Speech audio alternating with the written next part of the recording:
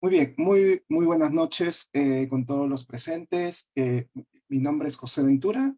Eh, Voy a exponer el día de hoy un tema de mi interés desde hace un par de años, que tiene que ver con el tema de análisis de redes. Específicamente lo que voy a tratar el día de hoy es la psicometría de redes, porque como vamos a ver en esta presentación, hay una diversidad de maneras de utilizar las redes. Entonces, vamos a comenzar aquí. Un poquito contarle de cómo llegué a los modelos de redes. En realidad, yo me encontraba ya desde hace unos años haciendo psicometría en el contexto peruano e investigaciones en contextos de temas infantiles, de pareja, validaciones de instrumentos. Sin embargo, en esa búsqueda de información, yo me fui dando cuenta que existían otras formas u otras técnicas que permitían también hacer estos análisis. Sin embargo, no estaban muy trabajadas en el contexto peruano y mucho menos latinoamericano. Las técnicas que voy a presentar el día de hoy vienen específicamente de los países como Holanda, Alemania, donde se están trabajando bastante desde las propias facultades de psicología o los departamentos de psicología. Mi interés por esto fue como en la imagen tratar de saltar hacia otra manera de mirar o de enfocar la psicometría, como una manera también de refrescar lo que existe hoy en día en el contexto peruano, porque escuchamos a diario bastante ya sobre los modelos de ecuaciones estructurales que muy bien han presentado previamente, pero debe existir otra forma. En ese interín de tratar de averiguar más cosas en relación con esto, mi interés partió por ir escribiendo algunos autores. Lo que yo he ido aprendiendo es justo tratar de mandar comunicación a alguno de los expertos en estas temáticas en otros países. Mi sorpresa siempre ha sido muy grata porque tengo una respuesta casi inmediata y muy amable por parte de ellos. No hay una formación en análisis de redes, aunque hace poco por la Sociedad Peruana de Psicometría hice un curso sobre análisis de redes, no de psicometría, fue más específicamente sobre análisis de redes aplicada a las relaciones o correlaciones, ¿no? En ese interín también escribió otros representantes como Sacha Epstein, que es el creador de estas calculadoras que hoy día se utilizan en R. Específicamente R es el lenguaje de programación y en su interfase RStudio es donde se permite hacer muchas de estas cosas. O también fui preguntando en el grupo que tienen de redes, que es el Psychological Dynamic, que es un grupo de redes que invito también a revisar, donde hay muchos comentarios. Yo hice algunos comentarios, aquí me respondió Sacha Epstein también, y me refirió a un artículo que me sirvió en un momento también para la publicación de un documento, porque estaba averiguando más al respecto de esto. En realidad, lo que yo vengo a comentar es producto de la lectura, la experiencia en los últimos artículos que he publicado sobre temas de redes y algunos apuntes o notas que puedo tener. No existe, como digo, en nuestro contexto ni peruano ni latinoamericano un curso de redes, salvo el que ya hice hace un tiempo, que podría ser considerado el primer curso de redes en el contexto peruano. Y es que las redes nos permiten esto, miren.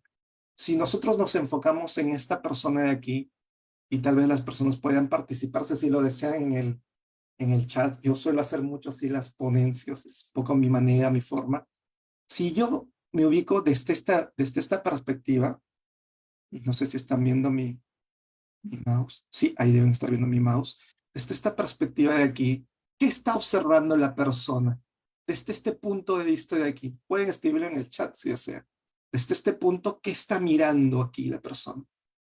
Entonces, correcto, por ahí Lidia dice una M, ¿no? Perfecto, ¿no? Una M también Richard nos dice, correcto, eso es lo que mira. Ahora veamos desde esta perspectiva de aquí, esta persona de aquí, ¿qué estará mirando? Miren, ¿qué estará mirando? Pueden también escribirlo en el chat si así lo desean, ¿no? Correcto, puede estar mirando una E, exactamente, por ahí nos dicen una E, Lidia, Ruth, nos dice Lisette también, ¿no? No, todavía no un 3, dice. De pronto, ¿qué está mirando esta persona? ¿No? Ahora miren, esta persona de aquí, la que estoy moviendo con el cursor. Correcto, ahí sí ahí puede ser un 3, correcto. Por ahí están diciendo en el chat un 3, Ruth está diciendo un 3, Richard está diciendo un 3. Y finalmente, miren, ¿qué está mirando esta persona desde este punto de aquí? ¿No? También pueden seguir participando por el chat, ¿no? Muy bien, gracias por su participación. Así me hacen sentir que estamos como que muy atentos aquí. Una W. Miren, y aquí viene la pregunta, ¿no? ¿Cómo es posible, no? observando el mismo objeto, 4 personas observan un objeto diferente. Esto es lo que en psicología nosotros llamamos perspectivas, enfoques. Así como en psicología hay enfoques psicológicos, valga la redundancia, en el análisis de datos también existen enfoques, maneras de observar los fenómenos, de entenderlos y de tratar de analizarlos. Hace un momento cuando exponían el tema de invarianza factorial y desde los modelos de ecuaciones estructurales, hay una manera de entender ese fenómeno o esa prueba. Entonces, ¿qué vamos a verlo aquí? Miren, los modelos SEM o Structural Equation Modeling son modelos muy vigentes en la psicología, como bien decían previamente, bastante contemporáneos en realidad, pero no muy nuevos, ¿eh? Porque en realidad ya comienzan desde los años 70 a hacer trabajos de este tipo, en los 80 incluso. A Perú habrá llegado hace unos 10 años, a lo mucho. Sin embargo, estos modelos, como ustedes logran observar, tienen indicadores y que detrás de los indicadores o ítems están siendo explicados por un constructo. Lo que Lee Cronbach y Mel en el año 55 llaman constructo, pero que hoy en día nosotros podemos llamar también concepto. O sea, en el ámbito de la psicometría llamamos constructo de estos modelos, pero son conceptos, o sea, un conjunto de preguntas que están siendo explicadas, que están explicando un concepto. Esa es una manera de entender el fenómeno de estudio, así como mirar la W, la M, el 3, ¿no? Son maneras de ver o de observar los fenómenos. Sin embargo, hace no mucho, yo le calcularé a esto 13 años, ¿no? Aparecen los análisis de redes, específicamente en el contexto de las universidades de Ámsterdam, en Holanda, también en Países Bajos, donde nos manifiesta que hay otra forma de entender también los fenómenos psicológicos, como un conjunto de interacciones recíprocas. Si aquí observamos en SEM que hay 5 factores de personalidad, sí, y estos tienen preguntas, aquí vemos las preguntas y están interactuando entre ellas. Detrás de esto hay un concepto, aquí no. Aquí la causa común, causa entre comillas, ojo, no es, yo entiendo que la causalidad es compleja en investigación. Causa entre comillas, la causalidad entre comillas aquí está en el factor común, en la covariación común, mientras que aquí está en la interacción recíproca. Ahora, alguien me podría decir, pero ¿por qué pasar a los análisis de redes? Porque hay algunos enfoques psicológicos cuyos objetos de estudio podrían ser mejor entendidos desde este punto de vista. Por ejemplo, se me ocurren los modelos interconductistas, que enfatizan mucho en la interacción del individuo con el entorno. Los modelos de terapias sistémicas, los modelos más también de conducta, que se basan en observaciones y no asumen que hay un concepto detrás. Entonces, la naturaleza de las técnicas de análisis de datos también se acoplan a ciertas teorías psicológicas. Entonces, como digo, podría ser este enfoque una nueva forma de mirar a los objetos psicológicos y que sea más compatible con ciertas teorías o enfoques psicológicos. Hacia la izquierda, en SEM, la importancia de las cargas factoriales y hacia la derecha, la importancia de las correlaciones parciales, que en su forma más amplia son la manera de entender los análisis de redes. Ambas son maneras de mirar la personalidad y nuevamente retornando a este ejemplo, estamos viendo algunos la M y otros la W. Esa es la diferencia entre el análisis de redes y SEM. Diferentes formas de enfocar interaccionistamente o a través de un factor común, como lo hace SEM. Y como yo decía, en realidad esto de SEM es bastante ya antiguo, es años 70, haciendo una búsqueda en Scopus encontramos que en el año 73 ya había un documento que estaba utilizando los modelos de ecuaciones estructurales, y en el año 89 Kenneth Bowling plantea este libro muy clásico de Structural Equation Model o Structural Equation with Lattice Variables, que es un libro que condensa lo que tranquilamente hoy se utiliza. Probablemente en ese libro no haya todavía el WLSMV, que es el estimador que salió después y que ayuda a paliar el tema de los ítems en formato Likert, pero ya existía un ML, un máxima verosimilitud, y fue uno de los inicios, años 80. Pero vamos a ver un poquito el panorama general de las redes. Haciendo un recuento en Scopus, buscando documentos en relación con el análisis de redes, encontramos, y en una búsqueda de 2.615 documentos, encontramos que estas son las fuentes más relevantes. Es decir, las revistas psicológicas que están publicando temas de redes. Social Network, Technological and Social Change, Frontier in Psychology, miren, Journal Affective Disorder, ¿no? Psychological Medicine. Y si observamos las revistas que están publicando sobre redes, son revistas de corte más psicopatológico, porque ahí hay un Journal of Affective Disorder. Son revistas más médicas o de la salud, y son revistas más de computación, porque también hay mucho desarrollo que ha habido desde el lenguaje R y desde los propios psicólogos en el énfasis del análisis de redes. De personalidad, como ven, de salud, es un poquito por ahí gira, como para tener una idea de dónde proviene. Y en efecto, y ahorita vamos a hablar de eso, las redes provienen de o sus inicios están en los modelos psicopatológicos, para entender problemas como la depresión, la ansiedad, los trastornos de estrés postraumático, y los traumas y diferentes cosas más de corte psicopatológico. ¿Cuáles son los autores más representativos? Pues vamos a encontrar aquí, vamos a encontrar a McNally, Fried, yo resaltaría Fried, que es uno de los representantes también muy importantes, resaltaría Borsboom, que también es muy importante, y resaltaría Epstein, ¿ok? Que son los tres autores que yo he visto más frecuentemente en los textos específicamente psicológicos. Es más, estas tres personas yo diría que tienen mucho desarrollo en el tema de redes, y pondría especial énfasis en la parte epistemológica en Borsboom, y especial énfasis en la parte más computacional y de desarrollo de programas y calculadoras en Epstein, quien ha diseñado las librerías que hoy se utilizan para para redes, perdón, en gran medida. Vamos a hablar ahora más adelante de otros autores, pero estos son los principales. Miren, las universidades que más están publicando también de Ámsterdam, como les dije, Holanda, de California, de Harvard, Estados Unidos, ¿no? Hay varias universidades de Estados Unidos, Países Bajos, pero no hay mucho todavía sobre el tema de Perú, como digo. Es un tema emergente, hay ya un grupo de personas. El último curso que dicté de redes, hubieron 45 personas, muchas de ellas peruanas y algunas latinoamericanas.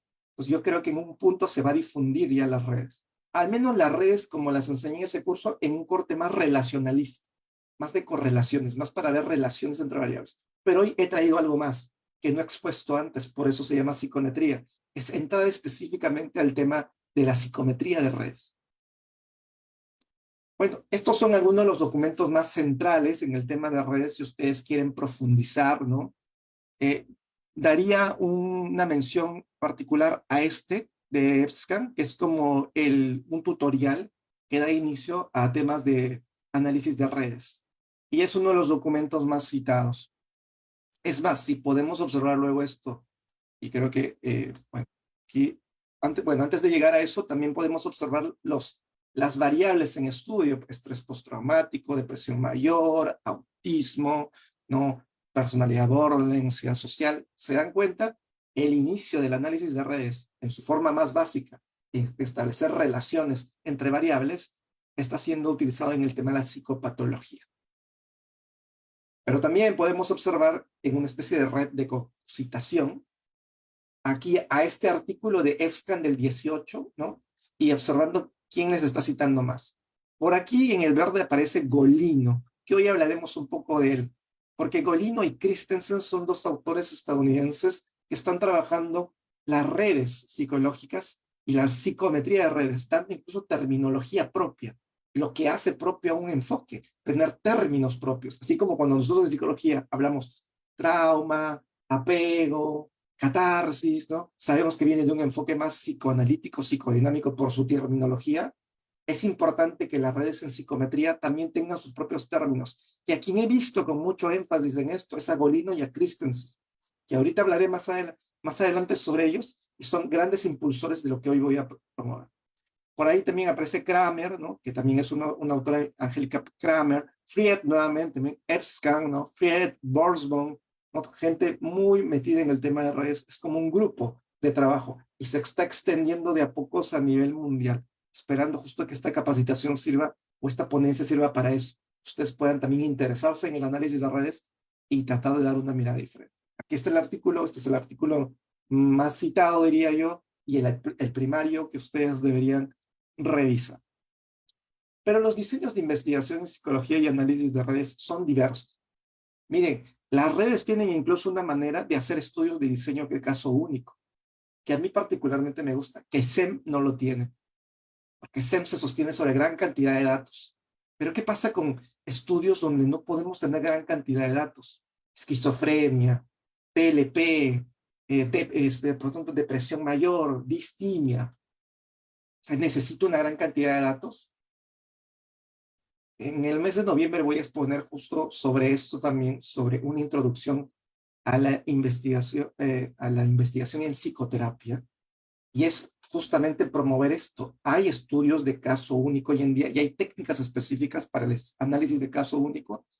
El análisis de redes nos proporciona una mirada. Ahí les dejo el artículo para que puedan revisar. También hay diseños confirmatorios, como los DAG, así como han presentado hace un momento los modelos confirmatorios, las redes también tienen su manera de confirmarse estas teorías. Y ahí aparecen los DAG, que son como redes dirigidas. También las redes tienen hoy en día su inferencia bayesiana, que son formas de examinar estas técnicas a nivel más de inferencia bayesiana, y son formas un poco más sofisticadas. Y también tiene su forma de hacer de metaanálisis, que son revisiones de estudios y recálculos de estudios. Miren, diversas maneras. También tienen sus formas de ver modelos relacionales o correlacionales, para que me entiendan, aunque no es el nombre propio, ¿eh? Porque la correlación es un término que se utiliza con el fin de que en un estudio se está usando un coeficiente de correlación, tipo Pearson, tipo Spearman, ¿no? No son propiamente correlacionales, lo digo para que me entiendan. Me gustaría más llamarle modelos asociativos, modelos relacionales en el fondo, y aquí se utiliza mucho el tema de las correlaciones parciales, y estos dos documentos que plasmo aquí son los más importantes para aprender un poco de eso. Sin embargo, yo hoy he venido a hablar de la psicometría, ¿no? Que cuando se planteó el tema un poco hubo esa sorpresa, si estaba bien escrito el nombre, ¿no? Y es que en realidad sí le han puesto en inglés psychometric, como para jugar con la idea del net, ¿no? De la red, ¿no? Y un nombre también un poco más comercial para que pueda ser conocido. Tenemos este documento de Sacha Epstein y colaboradores, que es un capítulo del libro muy interesante sobre redes psicométricas o psicometría de redes. Y tenemos este otro de Alexander Christensen, Gudson Golino y Paul Silvia, perdón, que son otros autores también que tienen su forma de entender. Yo hoy me voy a centrar en el de aquí, en este de Christensen, Golino y Silvia, ¿eh? Que tiene, este artículo incluso tiene mucho de lo que voy a exponer. Estos son los artículos que vamos a ver el día de hoy, pero también es importante que ustedes entiendan que las redes, como digo, son muy amplias y son utilizadas en diferentes ciencias. A la psicología han llegado recientemente, pero ya vienen siendo utilizados en la ecología, en el tema del cerebro, en el tema de la biología, de la arquitectura, del diseño, porque su noción de entender que las cosas se interaccionan y mutuamente se van alimentando, retroalimentando, existe ya desde hace un tiempo. Ahora, en el año 2022 salió este artículo en Network Psychometric with R, que por ahí escuché hace un momento que estaban hablando de R, les puede interesar también. Y este libro condensa todo lo necesario para aprender R. Así que este es, digamos, hoy en día el libro de R que tendría que ser revisado si quisiéramos adentrarnos a este mundo. Pero ¿cómo llega el análisis de redes a la psicología? Y en realidad ahí nosotros tenemos que ver a este señor Han van der Maas, 2006. Miren, 2006. Hace este artículo donde plantea un modelo dinámico para entender la inteligencia general. Y como bien dice aquí, ¿no? Él plantea que podría existir la inteligencia en ausencia de un factor general. ¡Pum!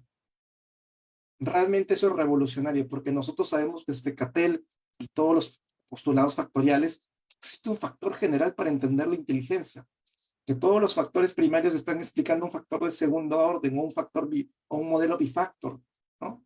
Un gran factor general, hasta que este señor dice que no, podría ser entendido de otra manera, podría ser entendido como interacciones recíprocas, como una matriz, incluso, como dice aquí, una matriz positiva de interacciones. Este es el documento inicial, 2006. Saquen cálculo, más o menos, del 2006 a la fecha, ¿cuánto ha pasado? ¿No? Eh, son muchos años, en realidad, desde su postulación. Y eso es lo que nosotros tenemos que entender, que las redes siguen siendo novedosas y todavía no son muy utilizadas en el contexto de la psicología. Exactamente 17 años, ¿no? 17 años que han pasado desde su llegada a la psicología. Es decir, está en la adolescencia la técnica, a diferencia de las técnicas SEM, que están desde los años 70. ¿No? Ya están en la adultez, ya están más maduras las técnicas. En ese artículo, Van der Maas plantea que la inteligencia puede ser entendida como un ecosistema. El medio ambiente, la memoria de trabajo, las habilidades numéricas, la habilidad verbal, el rendimiento, todas están interactuando como si estuvieran en un ecosistema, o en un ecosistema de la naturaleza. Esa es la metáfora que utiliza este señor para llevarnos a decir que puede ser entendido la inteligencia de una manera diferente, de una manera interaccionista. Y 2010, 4 años después, se escribe este artículo donde Angélica Kramer y colaboradores, miren, ahí van a ver a Van der Maas nuevamente y a Dennis Borsboom, ¿no?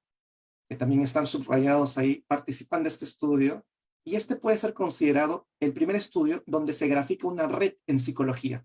Esta que ustedes observan por aquí. Esta es la primera red dibujada en psicología. Así que conozcanla, puedan verla, ¿no?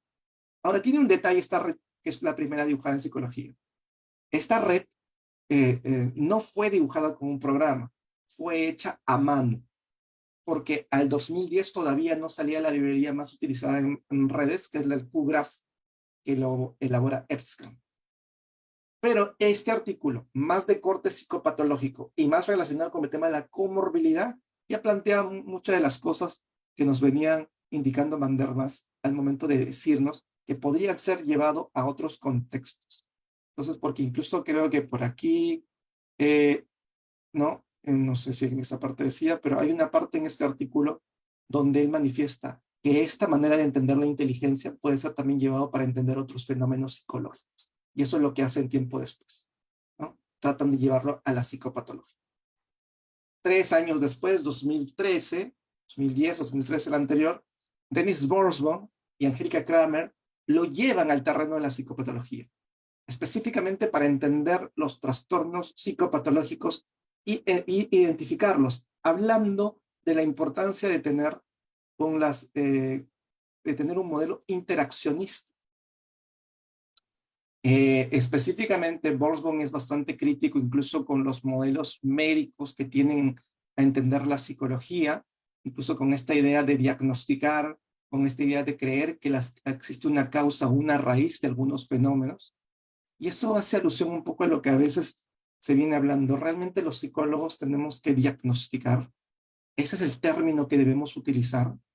¿O es que nosotros hacemos conceptualización de caso? Que es diferente.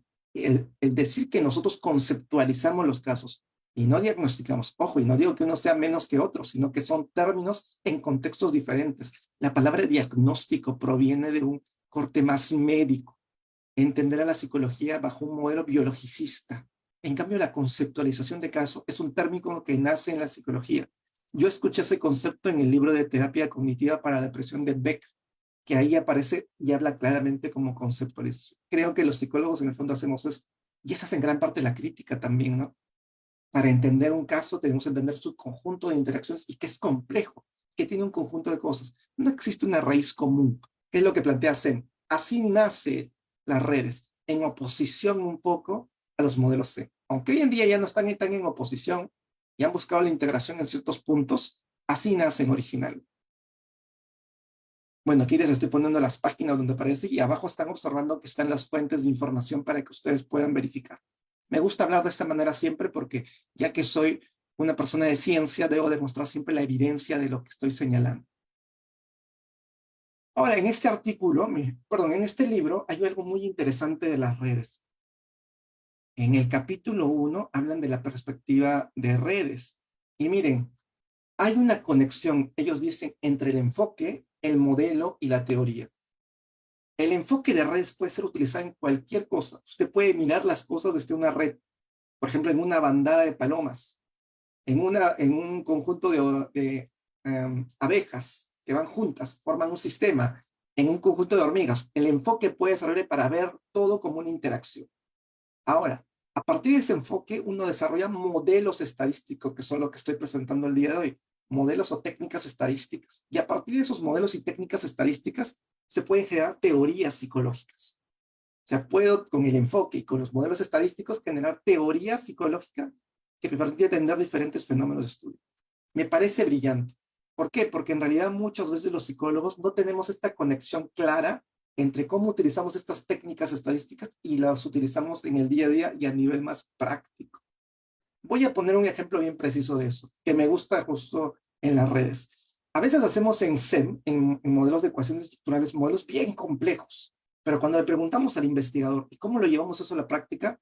Muchas veces no tiene una respuesta tan clara de cómo llevarlo. Se vuelve un asunto tan teórico que no termina siendo muy aplicativo que le sirva al usuario de API. En cambio, en las redes yo he encontrado que muchos de los investigadores de redes tienen este interés de querer conectar estos modelos estadísticos con la parte práctica y con general, como digo, teorías. Aquí un ejemplo. Yo hice un estudio junto con otros colegas, en el 2022 se publicó, pero esto es data del 2020, en esa época que en Perú nos mandaban 15 días más y estábamos aislados en confinamiento. Esto es con data de confinamiento. Acá hay más de 800 personas que participaron y hice un estudio para intentar entender cuál era una de esas variables que durante el confinamiento más presentaban las personas peruanas en esta muestra en estudio.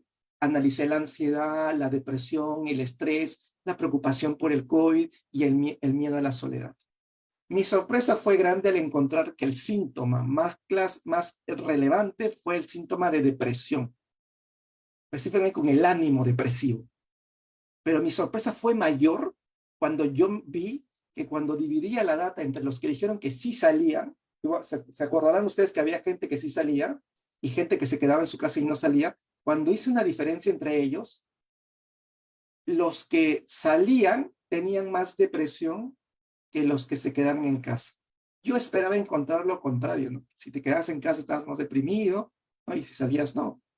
Pero era curioso. La explicación que le damos en el estudio es que la persona que salía a la calle veía la desolación, el silencio, las muertes, estaba la preocupación por contagiarse y generar algún malestar en la familia, y eso lo llevaba un poco más a este síntoma depresivo.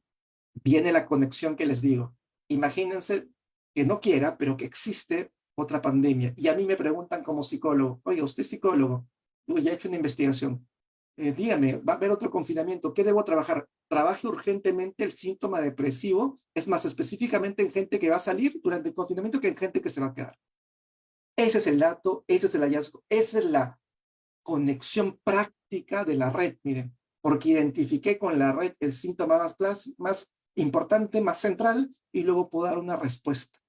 Y eso, si alguien me pregunta, ¿y cómo sabe usted eso? Bueno, hay un estudio que se publicó en una revista con más de 800 personas, donde utilizamos una técnica estadística y podemos dar respuesta a eso.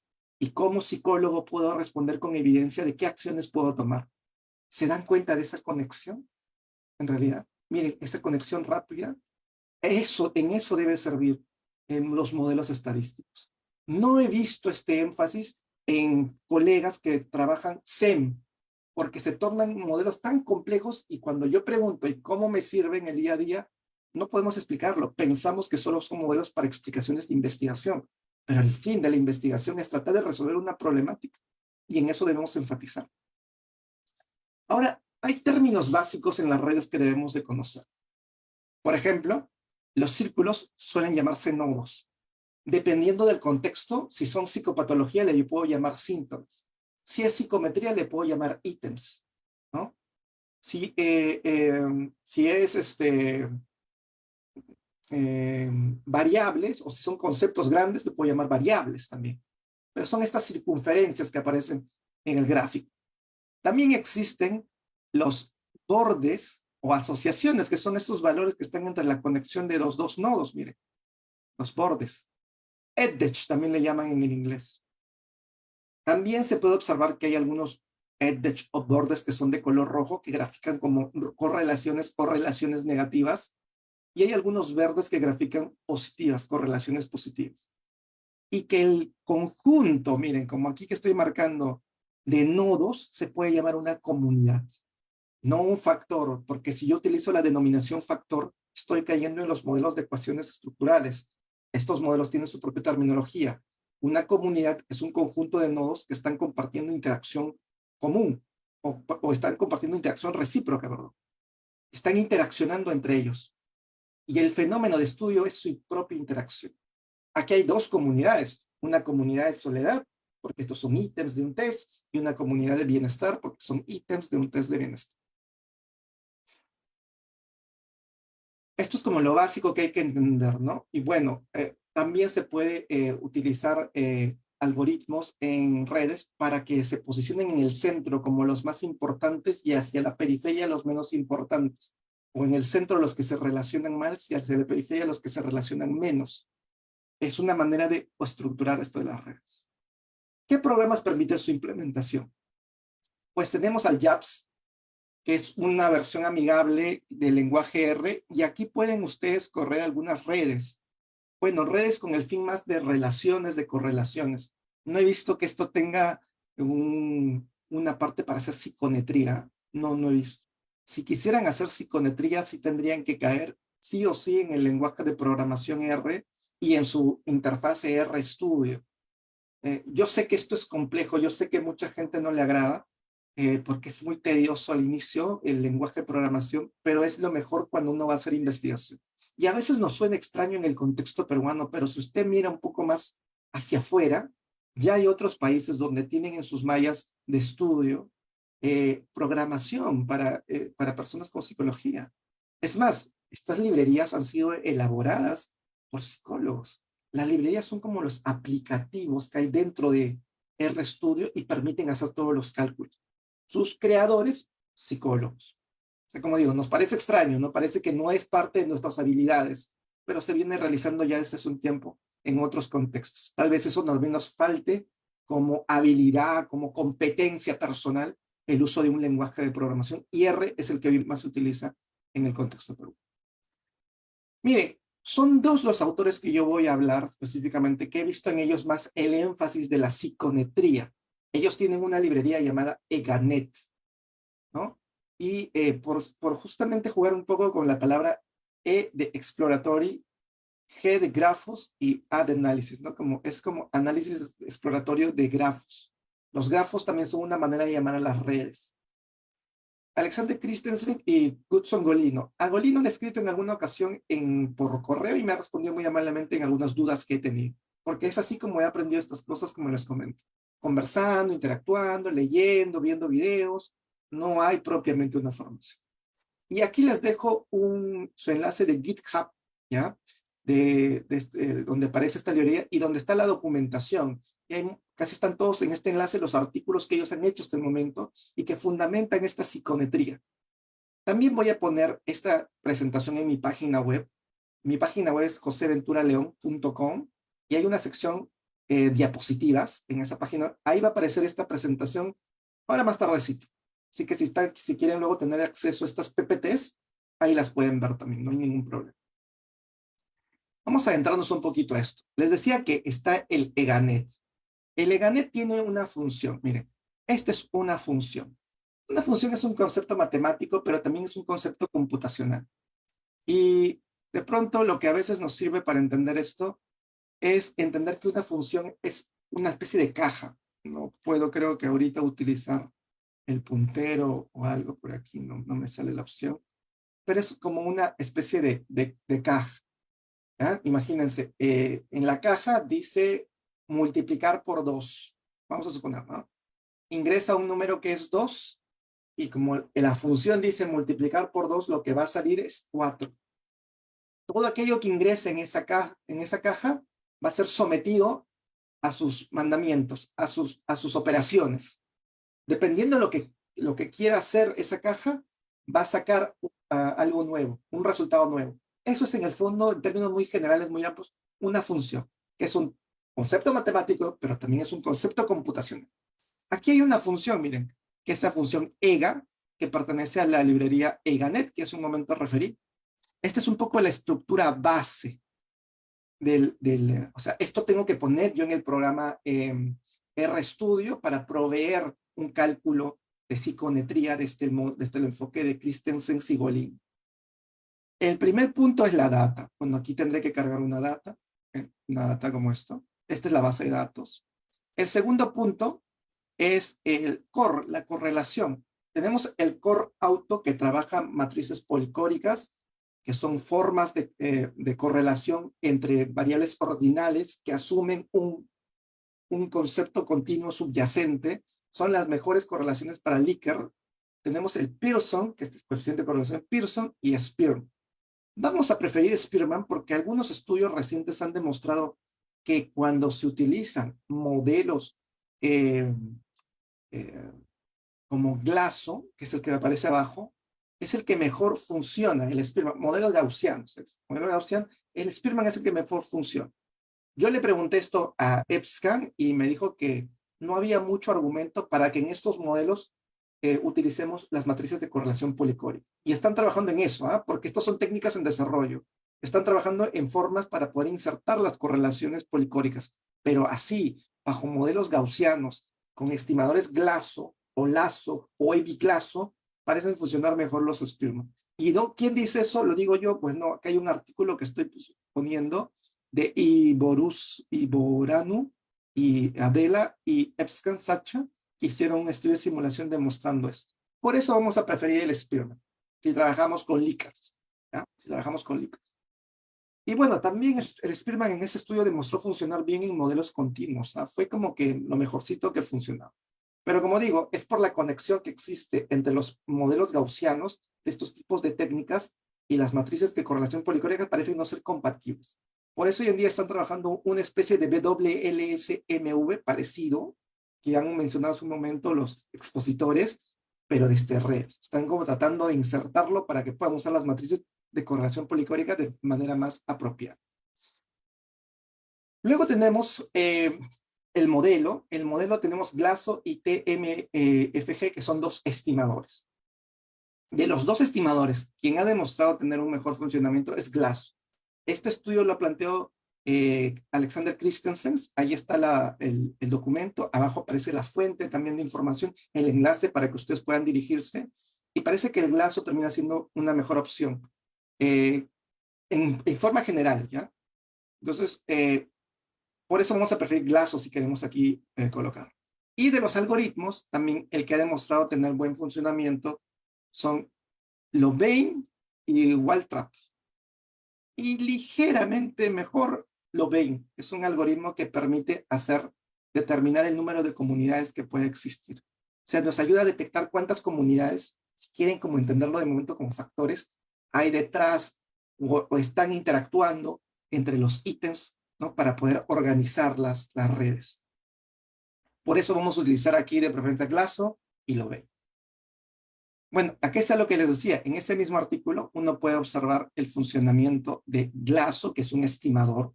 Es una fórmula que permite aproximar los mejores parámetros posibles para reproducir la data que se presenta.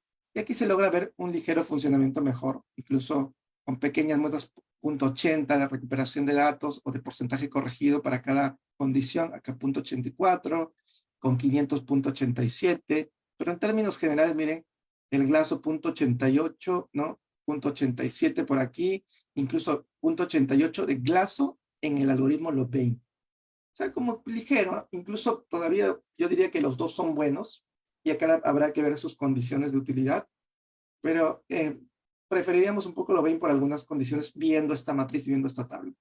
Es lo que se sabe de momento. Puede existir información más adelante nueva. Y bueno, este plot.egaTrue permite que salga el gráfico automáticamente, así como salió aquí. Aquí he puesto el Big Five, este modelo de 5 factores de personalidad, y está agrupando por colores. Está encontrando, como ustedes ven por aquí, las comunidades, ¿no? Y todos los que son C en color celeste, A en color rojo, E en color verde, O en color amarillo, N en color naranja, y se logra observar que son como apertura, extraversión, ¿no? Neuroticismo, que son estos elementos del Big Five. Y esto automáticamente lo hace proporcionando los datos. Entonces, se está demostrando hoy en día que esta técnica tiene un mejor funcionamiento en comparación con el análisis paralelo, que es una técnica que se utiliza tradicionalmente en el análisis factorial exploratorio. Ya están habiendo estudios, como los que estoy presentando abajo, que están demostrando que esta técnica detecta mejor la cantidad de comunidades que hay y por lo tanto podría favorecer encontrar la cantidad de factores que existen en una prueba. Eso se está demostrando. Exploratoriamente es actualmente, diría yo, la mejor técnica que existe para determinar la cantidad de comunidades, que llaman factores, que tiene un conjunto de ítems. Y aparte, lo que favorece es su representación visual. Rápidamente uno puede ver que esto está sucediendo, de qué ítems se están juntando y qué están formando estas comunidades. Y son 5, está de alguna manera como confirmando lo que vemos, que la teoría dice que deben haber 5. Como parte de las propuestas de Christensen, Golino y Silvia, se plantea el concepto de cargas de red. Ustedes han escuchado por la ponencia previa las cargas factoriales. Pues bueno, acá hay cargas de red, que son estos valores que salen también en una especie de matriz, miren, y podemos observar, pero los puntos de corte son distintos. Aquí se habla que punto 15 para arriba son pequeños, punto 25 para arriba son moderados y punto 35 para arriba son grandes. Este dato de corte parte de este estudio que han hecho. Miren, 2021. Si van viendo las propuestas de esta psicometría, es 2020, 2021, 2023. En los últimos años, recién está planeando, en los últimos 3 años está saliendo esto. Les estoy veniendo a hablar de una técnica que está en desarrollo, como digo, 3 años. Entonces, sí, es un niño la técnica. Hay mucho que todavía desarrollar. Pero el impulso de Christensen y Golino está proporcionando esto y creo que va a favorecer. Y aquí se interpreta muy parecido a las cargas factoriales. Puede proporcionar información de que el ítem 3 pertenece más al factor 1, miren. El 2 también, el 5 también, ¿no? El 4 también y el 1. Entonces nos permite de alguna manera determinar, ¿no? Qué ítem está perteneciendo, a qué comunidad, a qué faceta, que así también se le llama en el marco de los estudios de personalidad de redes, o si queremos todavía para entenderlo y para no alejarnos un poco de lo que venimos comprendiendo, a qué factor pertenece. Como les digo, no es la mejor forma de llamarlo, porque son lógicas y epistemologías diferentes. También vamos aquí a establecer la estabilidad de los ítems. Y para esto, las técnicas de redes se basan mucho del bootstrap. El bootstrap es una técnica que existe ya desde hace un tiempo, pero se populariza en los años 90 en la psicología con los modelos no paramétricos. Tiene sus críticas también, ¿ah? Pero estas técnicas son bastante prácticas, porque lo que hacen, miren, es teniendo la data, con la data extraen al azar a un grupo de personas, imaginemos aquí, tenemos 5 personas, hacemos un cálculo, ¿no? Regresamos a las personas, volvemos a sacar personas, hacemos otro cálculo y así tenemos múltiples cálculos. Podemos hacer 1000 cálculos, 2000 cálculos, 2500 cálculos, 5000 cálculos, y es una manera de remuestrear a partir de una matriz, a partir de un conjunto de datos, poder tener múltiples intentos. Es, entre comillas, una forma de simular datos. De eso se vale en gran medida las técnicas de psicometría y el análisis de redes. Por eso en los códigos ahora hay la función bootEGA y aparece también ITER de interacciones. Aquí hemos corrido 1000 veces este procedimiento. Le ponemos una semilla que cuando hacemos simulaciones tenemos que plantear como una semilla para que se reproduzcan los datos. Es decir, si yo pongo 2023 ahí, la próxima vez que ustedes corran los datos y le pase mis bases de datos, le debe salir lo mismo. Pero si cambio la semilla, probablemente les salga algo diferente. Porque recuerden, estamos de alguna manera simulando datos, generando datos nuevos a partir de los existentes de la base de datos. Resampling es la manera de hacer el remuestreo por bootstrap. También tiene otro comando llamado parametric, que es otra manera de generar datos. Pero en lo no paramétrico, el bootstrap es el más frecuente utilizado en las redes, y N-core se refiere a la cantidad de núcleos que tiene su computadora. Convencionalmente las computadoras tienen 8 núcleos, 16 hilos, que marca la potencia de procesamiento en paralelo que puede utilizar la computadora para hacer más rápido los cálculos. Esto es simplemente un tema computacional que hace ejecución de manera más rápida. Aquí podemos ver que luego del remuestreo, miren, observamos que el 1, ¿no? En todos los casos salió en las replicaciones en el 100%, digamos. El 2 también, miren. El 4 también, el 5 también, pero el 3 no tan, que tienen que ver con lo de extraversión. Es en 0.89. ¿Cómo se interpreta eso? Aquí hemos puesto un ejemplo.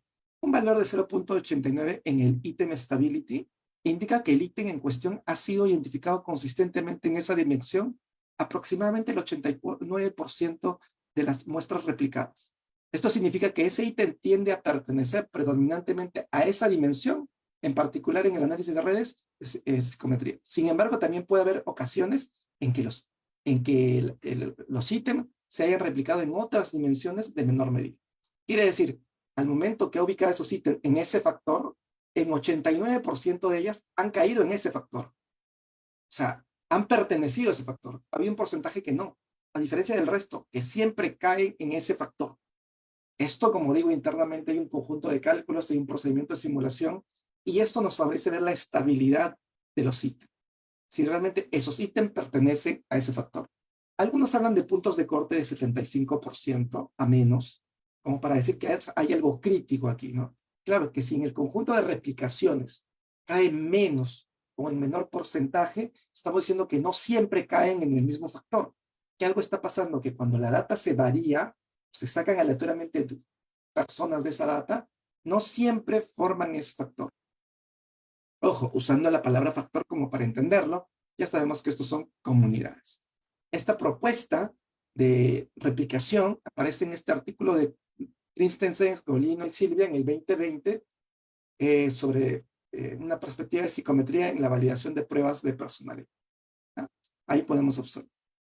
Consistencia de estructural. La consistencia estructural. Hace un momento hablaba muy bien de el análisis de fiabilidad por alfa de Cronbach, por omega, por Q de Richardson. En la psicometría tradicional, a eso se le llama consistencia interna.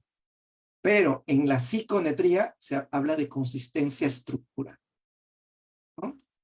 Y es una forma en la cual podemos observar a partir de la librería EGANET y ver cuán coherentes y cuán consistentes son cada una de las dimensiones.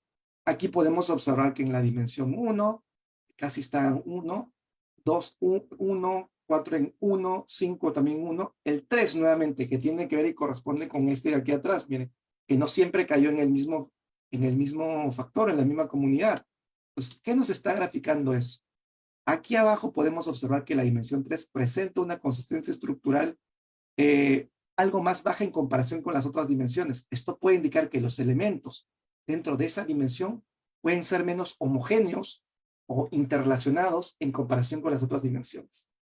Esto también nos está graficando en el fondo, luego de los remuestreos, que probablemente haya algo que examinar en esa comunidad. Esta es una forma de hablar de fiabilidad en el marco de redes. No se puede hablar de consistencia interna, se habla más de consistencia estructural. Y como bien dice acá, es una medida en que los componentes de un cuestionario forman una subred. Y una subred coherente dentro de una red más amplia. Es un indicador de la homogeneidad y coherencia interna de los ítems en un contexto multidimensional. La consistencia estructural puede evaluarse utilizando, como dice acá, este coeficiente de consistencia estructural que proporciona información complementaria a las medidas de consistencia interna tradicionales. Nuevamente, ese concepto es muy propio, aparece en este artículo que abajo menciono y es interesante. Bueno, ya para ir finalizando, ya algunos autores también han hablado hoy en día de wording effect, que es el efecto de redacción que existe producto de los ítems inversos. Y han diseñado desde las redes formas de controlar eso. Ahí ha aparecido la función RIEGA, que aquí observamos el análisis de las pruebas de autoestima de Rosenberg, que sabemos que tiene efecto de wording porque hay preguntas que están marcadas de manera inversa y que ficticiamente generan un factor, como el factor celeste, ¿no? Y que muchas veces en la psicometría ocurre el problema de pensar que el Rosen tenía dos factores, y es que artificialmente se creó uno, producto de esta redacción inversa que tenía. Y eso ha sido estudiado mucho por la psicometría, el efecto de los ítems inversos. Ya, existe en SEM una manera de controlar eso, tiene los modelos de efecto de sesgo, efecto de método, y aquí también existe ya una manera, que es a partir del RIEGA, que mire que cuando se introduce el RIEGA con los mismos, ya marca que todo es color rojo y que realmente hay solamente un factor y que el resto, el celeste, es artificialmente creado producto de este efecto inverso. Esto ha sido planteado recién por García y Pardina en el 2022. Está muy fresco en realidad. ¿Ah? Aún hay que explorar más cosas al respecto, pero ya existe una forma de controlar el wording effect o el efecto de sesgo, efecto de método, producto de ítem inversos u otras características de los ítems en la psicometría. Y para ir finalizando, hablaron de invarianza en la presentación previa. Aquí también se acaba de introducir algo de invarianza. Es más, creo que esto ha salido este año recién de invarianza. Y este método de invarianza se está utilizando mediante una técnica de permutaciones. Esa es otra de las técnicas más utilizadas en redes. Las permutaciones son técnicas de reordenamiento, como aquí, miren. Originalmente vamos a comparar grupos en la invarianza. Lo que hacemos por permutación es juntamos a los grupos, los juntamos, y a partir de juntarlos, comenzamos a extraer aleatoriamente gente al azar para formar nuevos grupos de varones y nuevos grupos de mujeres. Y en cada uno de estos intentos al azar, acá hay mucho trabajo computacional, voy haciendo el cálculo de un estadístico. ¿Qué cosa están haciendo aquí con la invarianza? ¿Qué cálculo estadístico? Pues están comparando las cargas de red. Y están hablando de la invarianza métrica, que también existe en SEM, que es justamente para evaluar el tema de las cargas factoriales. Aquí están estableciendo y están utilizando métodos de corrección del alfa como el Benjamin-Hochberg, que es como una corrección que se le hace al alfa para tener un p-valor un poco más exacto. Tal vez la crítica que le puedan hacer esto, pero esto ha salido, miren, 2023, Hamilton, Golino, Christensen, este año, creo que el 8 de agosto incluso oficialmente se lanzó, hace muy pocos, incluso meses, ¿no? Puede tener la crítica que se basa en un p-valor, que sabemos que el p-valor es sensible al tamaño de muestra. Bueno, han puesto una corrección por eso, pero es una forma en que podríamos examinar de momento en las redes diferencias por grupos, en las redes psicométricas. Hay otras formas desde las redes de correlación que ya no voy a hablar hoy día, pero estas son las de psicometría que están hablando desde aquí de invarianza métrica, que sabemos por literatura de invarianza tradicional que la invarianza métrica nos puede ayudar a examinar si se está midiendo de la misma forma en ambos grupos este fenómeno de estudio y por lo tanto yo pueda hacer comparaciones. Porque si usted quiere comparar algo, mínimamente tiene que someter al test, a la invariabilidad. Es decir, que la variabilidad es producto de las particularidades de los grupos y no producto de alguna característica del test. Yo hice un estudio que invito a revisar, que ya por temas de tiempo no voy a extenderme, pero que donde implementé muchas de estas cosas en acción. Y entonces ahí es donde nosotros vamos a revisar mucho de lo que había explicado, lo he implementado en este artículo que se publicó el año pasado para analizar una prueba de bienestar. Podría decir yo, modestia aparte, que capaz es el primer artículo utilizando psicometría en el contexto peruano. Capaz, no lo he rastreado más, ¿ah? Porque no he visto mucho. Es más, en el momento que elaboraba esto, le escribí a EBSCAN y pregunté si habían utilizado alguna de estas cosas, porque aquí utilicé algo más, que es el análisis de clases, el análisis de redes latentes, que es una propuesta también de EBSCAN y cae en la psicometría, y él me refirió que esa técnica que particularmente nace el 2017 también no la habían implementado todavía. Por eso me animo a decir eso. Los invito a revisar este artículo para que puedan ver. Y aquí están un poco las referencias que he utilizado el día de hoy para armar esta ponencia. Espero que haya sido de su interés. Les agradezco el tiempo y la disposición. Quedo atento a alguna interrogante o pregunta. Bien, muchas gracias, estimado José. Excelente presentación. Más bien vamos a consultar, como tú ya bien lo has propuesto, ¿no? A ver, algún invitado, algún presente pueda hacer alguna consulta o pregunta.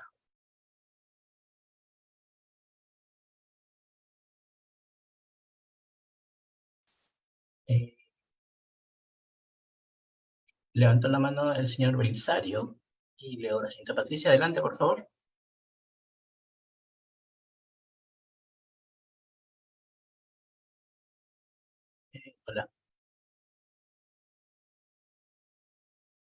Belisario.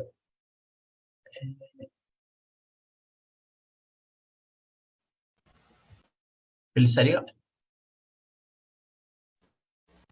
Parece que no tiene activado el audio. A ver, vamos a ver. Sí, buenas noches, doctor. ¿Se me escucha? Ya está. Sí, ahora sí. Sí, bueno, tendría una consulta, doctor José. Claro que sí. Sí, sinceramente, muchas gracias por ampliarnos la mente, ¿no? En sí, nosotros, bueno, en mi parte estoy iniciando en lo que es análisis factorial confirmatorio y luego también adentrando un poco más al SEM, pero ahora, como usted mencionó con su ponencia, yo creo que es muy interesante, ¿no? Conocer más otros puntos, ¿no? Y en base a ello, quería consultarle, para iniciarse en el análisis de redes, eh, ¿cómo podríamos iniciar? ¿Comenzar seguir en ese sentido de los análisis factoriales o ya cambiando ya directamente al análisis de redes para tener una mejor comprensión? Claro que sí, Belisario, muy amable por la pregunta y efectivamente esta ponencia permite un poco eso, ampliar un poco el panorama de análisis que existe. Si usted incluso está comenzando en el tema de análisis factorial exploratorio, confirmatorio, no es prerequisito para comprender estas cosas porque, como digo, son un enfoque diferente. Lo que sí le invitaría, de repente si está muy interesado en esto, es que usted pueda unirse a esta página de Facebook que es Psychological Dynamic. Ahí publican mucho, hay interacción, hay debates sobre algunas cosas en redes psicométricas. Y también de repente invitarlo a conseguir el libro que le decía, que es este de aquí, ¿no? De Network Psychometric with R, que está muy bueno, ha condensado prácticamente el libro, está hecho por los autores que iniciaron las redes y han puesto todo en un solo libro. Pero no veo un requisito previo que sepa algo de lo otro, porque como digo, tiene sus propias particularidades y tal vez si alguien no pasó por el camino de SEM, aún así podría comprender las redes y particularmente pienso que tienen en algunos puntos formas más fáciles de comprender que SEM. Muchas gracias, doctor. Perfecto, y amable también. Bien, muchas gracias, señor Belisario. Vamos con la señorita Odelis. Sí, buenas noches, doctor. La ponencia estuvo muy interesante y mi consulta más va, en la actualidad, ¿usted considera que es necesario que el estudiante de psicología debería aprender programación, ya que mencionaba técnicas computacionales más allá de la parte estadística que ya igual se enseña? ¿Considera usted que se debería enseñar o agregar a la malla curricular? Sí, sí, Odelis, es muy importante el tema de que el psicólogo adquiera estas habilidades que toman tiempo. Mira, yo, por ejemplo, llevé el primer curso de R en el 2014, pero no utilicé R hasta el 2016 porque como que lo que aprendí no le encontré sentido en ese momento hasta que luego vi que era muy importante 2 años después de haber llevado el primer curso, ¿no? Y como el R es un lenguaje, es como el inglés, el alemán, el francés, uno tiene que practicarlo. Entonces, lo que hoy en día yo hago, por ejemplo, es todo lo que trato de hacer, siempre lo pienso en R. Así como cuando dicen piensa en inglés para que hables, igual piensa en R para que hagas análisis. Sí sería muy importante. Es una habilidad que creo yo adolece el psicólogo, pero que si lo supiera hacer, puede implementarlo en cualquier área. Puede servir también en educativa, en organizacional, ¿no? En clínica, porque ayuda mucho a poder hacer los famosos análisis de datos. Yo diría que es algo que adolecemos en el contexto peruano, pero que si alguien está muy interesado, sí sería muy bueno que comience a adentrarse en algún lenguaje de programación. R sería el más indicado. Muchas gracias. Gracias también, Odelis. Bien, muchas gracias. Vamos con el señor Melesio.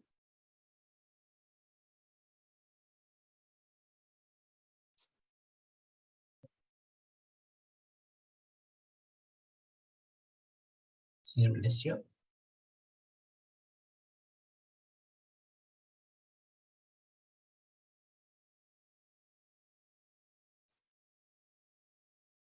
A ver, a ver. Creo que está con el micrófono justo indicado.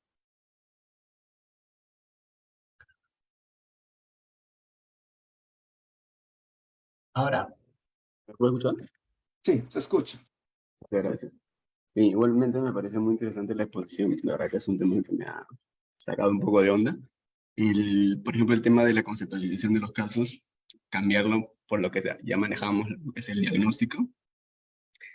Y, y justamente ella hace bastante tiempo me cuestionaba el hecho de qué camino seguía la psicología, si era ese camino médico el que debería de seguir.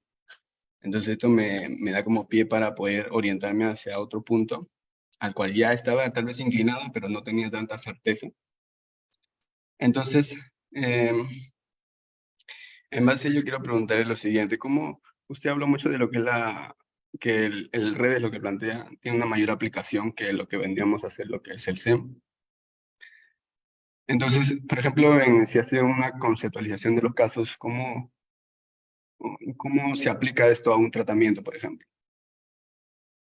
Claro, por eso en redes existe el tema de caso único, como indicaba, una forma particular de implementar las redes en ese tipo de diseños de investigación. Y se ha estado trabajando también bastante en programas de intervención. Por ejemplo, en trabajos con anorexia y bulimia. Imaginemos que tenemos grupos que podemos ser un antes y un después. Identificamos con la red el nodo más central o más importante, el comportamiento, que podría ser de repente ir al baño, que es como para hacer el tema de los atracones, en la bulimia. Y sabiendo que ese es el comportamiento más central, que eso te permite, porque hay índices de centralidad en la red, si tú cambiaras o atacaras directamente ese comportamiento, vas a surtir efectos en la red. Entonces, eso es una particularidad muy importante, porque cuando han hecho estudios en pre y post con redes, existe incluso de temas de anorexia y bulimia, al detectar los nodos más centrales, los síntomas más importantes, si queremos decirlo de alguna manera, han podido hacer modificaciones más efectivas. Eso es algo muy particular. Y eso es llevar, como digo, el modelo estadístico a una respuesta bastante más práctica, que no lo he visto, al menos yo, en este tiempo, desde otros modelos estadísticos, o no hemos tenido esa conexión al momento de explicar los modelos en el marco de C. Vale. Otra pregunta, con respecto a la causalidad. Aquí podríamos hablar más sobre qué es una multicausalidad. Ya de por sí considero que se cuestiona un poco lo que es la causalidad dentro del SEM. Entonces, si aquí hablamos de una multicausalidad, implicaría que hay mayor rango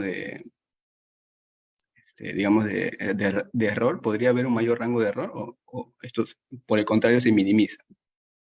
Los modelos de varianza de error son muy propios de los modelos factoriales.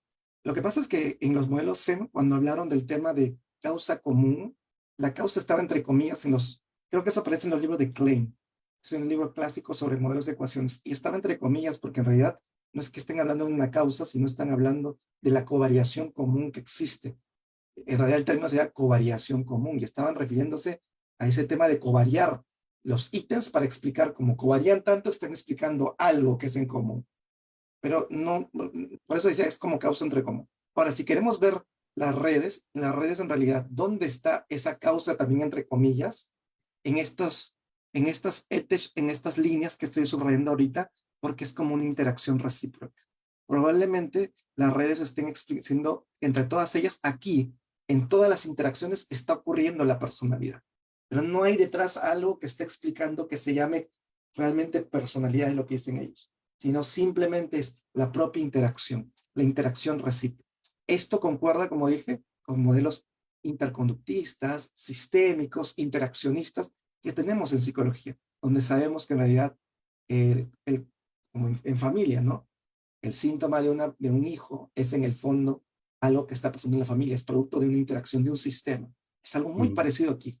Y eso es lo que enfatiza este enfoque y ahí podría ser de mucha utilidad. Vale. Y la última pregunta, por favor, Luca. Para realizar este proceso, ¿se plantea un modelo también, igual que en el SEM? Sí, correcto. O sea, este de aquí es el modelo. Y acá abajo está la ecuación que lo sostiene. Si vemos la ecuación, las ecuaciones son muy parecidas. Ambas trabajan con matrices, porque los sigmas en matemáticas son matrices. Las distinciones más claras en estos, al menos desde los modelos más clásicos de redes, es que en SEM se está trabajando con varianzas, covarianzas, matrices de varianzas, covarianzas, mientras que en redes se está trabajando con matrices de correlaciones parciales. Y para las estimaciones de esas correlaciones parciales se basan de ciertos algoritmos. Hoy en día el más utilizado es el ggMod Select, que es un estimador que permite reproducir y estimar estas cosas, pero se parecen en el fondo, ¿sí? y la mirada de las redes. Merecio es tratar de ir un poco hacia estimadores que logren controlar mejor la ordinalidad, que eso es un asunto pendiente siempre en la psicología. Trabajar con Likert y con test a nivel estadístico y matemático nos agrega a los psicólogos una complejidad mayor en el uso de estimadores. Muchas gracias, profesor. Correcto.